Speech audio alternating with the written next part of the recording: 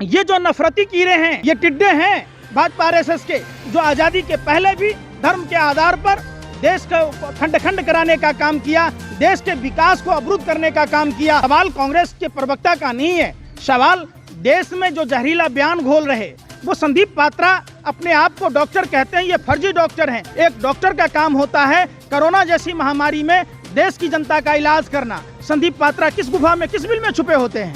गोबर पात्रा जैसे दो कौड़ी के लुच्चे लफंगे जो देश का पैसा खाते हैं, जो सरकारी जनता के टैक्स के पैसों से अय्याश की जिंदगी बिताते हैं और देश को जलाने का काम करते हैं। अपने को राजा हरिश्चंद्र कहने वाले नरेंद्र मोदी जी, देश याद रखेगा। सत्य बोलने के लिए राजा हरिश्चंद्र को याद किया जाता है और झूठ बोलने के लिए नरेंद्र मोदी को याद रखा जाएगा। नरेंद्र मोदी जी डकैती और डकैती में भाजपा आरएसएस का कोई सानी नहीं है, कोई जोड़ा नहीं है इनका। कहते थे रेलवे से बहुत प्यार है, किस तरीके से रेलवे का निजीकरण कर रहे। देखिए, एक फिल्म 3 घंटे आदमी को बेवकूफ बनाता है और ये टीवी चैनल जो मास मीडिया के लोग हैं, ये जानबूझकर देश की जनता को 24 घंटा बेवकूफ बनाते। और इनकी एक मजबूरी भी है, सरकारी विज्ञापन तभी दी जाए जब ये सरकार के फेवर में खबर दिखाएंगे। इसलिए ये दलाली कर रहे, इसलिए ये भरवागिरी कर रहे।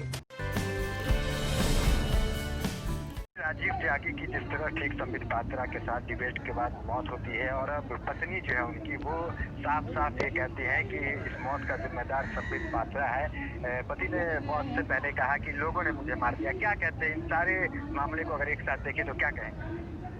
ये मौत नहीं, हत्या है जो संदीप पात्रा और आज तक चैनल के द्वारा प्रायोजित, समझिए इसको, प्रयोग के तहत किस तरीके से टीवी डिबेट्स चैनलों में रोजगार के ऊपर बात नहीं होती है, देश में माँ बहनों की इज्जत आबरू लुट रही है, उस पर डिबेट नहीं होती है। आपने देखा उत्तर प्रदेश में देश की होनहार बेटी को मनचले युवकों ने छेड़छाड़ किया और उसकी मौत हुई। ये मौत नहीं, हत्या थी। जहां उत्तर प्रदेश में आए दिन ब्राह्मणों की हत्या होती है, दलितों को हत्या होती है, लोगों को शिक्षा का अधिकार खत्म कर दिया गया, स्कूल कॉलेज में बजट नहीं बनाया जा रहा है, अस्पतालों का निर्माण नहीं हो रहा, इस पर कभी डिबेट होता है? देश की जनसंख्या जिस गति से बढ़ रही है, उस गति से जब नरेंद्र मोदी जी 6 साल से प्रधानमंत्री हैं, पूरे देश में इन्होंने एक भी अस्पताल नहीं बनाया, उस पर डिबेट नहीं होती है। किस तरीके से 30 से 40 करोड़ लोग दैनिक मजदूर हैं, रिक्शा वाला, ठेला वाला, राजमिस्त्री का काम करने वाले, दिहाड़ी काम करने वाले, कूली का काम करने वाले, झिल्ली का काम करने वाले, साग सब्जी बेचने वाले, रेहड़ी वाले, खुमचा वालों के साथ में आज भूखमरी की समस्या है, उस पर डिबेट नहीं होती है। आने वाली हमारे देश की जो पीढ़ी है उसके साथ इतना बड़ा अन्याय हो रहा है भाजपा सरकार के द्वारा। जानबूझकर गोवलकर के सिद्धांतों का पालन किया जा रहा है, जो गोवलकर अपने किताब वी आर आवर नेशनहुड में कहा है कि 95% लोगों को गरीब बनाना, देश की जनता को गरीब बनाया जा रहा है ताकि वो उन पर ज़्यादा दिन तक शासन सत्ता कर सके और धर्म का हफीम चटाने की कोशिश की जा रही है। जब किसी धर्म विशेष के धर्म के जो आस्था रखने वाले लोग हैं, जब उनके धर्म गुरुओं के ऊपर, पैगंबर साहब के ऊपर खासकर जब टीका टिप्पणी की गई तो उस पर कार्रवाई होनी चाहिए। किस तरीके से देश जल रहा, किस तरीके से संदीप पात्रा पालघर की घटना पर ध्यान देते हैं। वो तो संजोग था कि पालघर की घटना का वीडियो आ गया, नहीं तो आज देश जल रहा होता। ये जो नफरती कीड़े हैं, ये टिड्डे हैं भाजपा आरएसएस के, जो आज़ादी के पहले भी धर्म के आधार पर देश को खंड खंड कराने का काम किया, देश के विकास को अवरुद्ध करने का काम किया और आज भी कर रहे हैं। जिस तरीके से राजीव त्यागी की पत्नी ने इतनी बड़ी बात कही, आपको नहीं लगता इसकी सीबीआई जांच होनी चाहिए और संबित पात्रा जैसे प्रवक्ता पे कड़ी से कड़ी कार्रवाई होनी चाहिए, जेल जाना चाहिए ऐसे प्रवक्ताओं को? बिल्कुल होनी चाहिए, इन पर अविलंब एफआईआर होनी चाहिए और कड़ी से कड़ी सजा इनको मिलना चाहिए, ताकि देश में, सवाल कांग्रेस के प्रवक्ता का नहीं है, सवाल देश में जो जहरीला बयान घोल रहे वो संदीप पात्रा अपने आप को डॉक्टर कहते हैं, ये फर्जी डॉक्टर हैं। जब 12 हिंदू राव में ये डॉक्टर थे, वहाँ एक महिला की मौत हुई संदिग्ध परिस्थितियों में। एक डॉक्टर का काम होता है कोरोना जैसी महामारी में देश की जनता का इलाज करना। संदीप पात्रा किस गुफा में, किस बिल में छुपे होते हैं? जब बिहार में चमकी बुखार का चल रहा था तो संदीप पात्रा किस बिल में छुपे थे? जब देश में सीमा पर तनाव है उस समय संदीप पात्रा किस बिल में छुपे हैं? जब दिल्ली में, खुद दिल्ली देश की राजधानी में, पीरागढ़ी में एक नाबालिग लड़की के साथ सामूहिक बलात्कार हुआ और कैंचियों से गोद कर डाला गया, उस पर डिबेट नहीं हुआ। कि जहां प्रधानमंत्री रहते हैं, जहां गृह मंत्री रहते हैं, जहां राष्ट्रपति रहते हैं, उस जगह सुरक्षित नहीं है। आपने भी देखा होगा बिहार के दरभंगा के कमतौल में रजदौन गांव में एक नाबालिग लड़की के साथ बलात्कार हुआ और पुलिस उल्टा जो न्याय की मांग करने वाले लोग हैं उनको फंसाने का काम कर रही है। पतोर में आम चुनने के लिए दरभंगा के पतोर गांव में जब लड़की आम चुनने गई, बलात्कार हुआ, गला रेत कर हत्या कर दी गई। प्रशासन चुनाव के कारण लीपापोती किया, उसके पोस्टमार्टम के बाद सबको लड़की को परिवार को देना चाहिए, उनके परिवार को न देकर उल्टा फंसाने का काम किया गया। तो क्या करना चाहती है देश की दलाल मीडिया के भरवे पत्रकार और गोबर पात्रा जैसे दो कौड़ी के लुच्चे लफंगे पत्रकार जो देश का पैसा खाते हैं, जो सरकारी जनता के टैक्स के पैसों से अय्याश की जिंदगी बिताते हैं और देश को जलाने का काम करते हैं।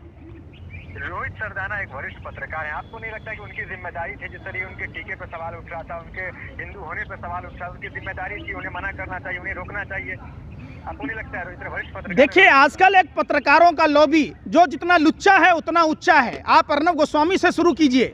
अर्नब गोस्वामी राजीव शेखर भाजपा सांसद जो बीपीएल के मालिक हैं उनके पार्टनर हैं, और रिपब्लिक भारत किस तरीके से गैंगस्टर की भूमिका चलाई जाती है, किस तरीके से बड़े नेताओं को, गेस्टों को गाली दी जाती है। आज तक जो नैनो चिप वाली आंटी श्वेता सिंह शहीदों का अपमान कर रही थी, जो कह रही थी 2000 के नोटों में चिप लगा हुआ है जो सैटेलाइट के माध्यम से आईटी के लोगों को पता होगा, पता ही नहीं। जो राफेल पर चुप रहती है, जो देश में बेरोजगारी पर चुप रहती है, रजत शर्मा जैसे पत्रकार जो आपकी अदालत में 2.25 आंख वाला बाबा रामदेव जब बैठे होते हैं तो कहते हैं 25 रुपये पेट्रोल, 30 रुपये डीजल पेट्रोल की बात करते हैं, 200 रुपये सिलेंडर की बात करते हैं, कालाधन की बात करते हैं। वो कालाधन पर आज चुप कैसे हैं? ये सब कहीं ना कहीं नेहरू म्यूजियम में सदस्य बनने के लिए अंजना ओम कश्यप के पति को सीबीसी के लाख विरोध के बावजूद सीबीओ बनाया जाता है। जिस अंबानी को खिलौना नहीं बनाने आता उसको राफेल का कॉन्ट्रैक्ट दिया जाता है, पनडुब्बी का कॉन्ट्रैक्ट दिया जाता है। जो तत्कालीन रेल मंत्री लालू प्रसाद यादव जी 1 रुपये का टिकट दाम कम करते हैं, 3 रुपये की प्लेटफॉर्म टिकट होती है, हजारों करोड़ में मुनाफा होता है। अपने को राजा हरिश्चंद्र कहने वाले नरेंद्र मोदी जी, देश याद रखेगा। सत्य बोलने के लिए राजा हरिश्चंद्र को याद किया जाता है और झूठ बोलने के लिए नरेंद्र मोदी को याद रखा जाएगा।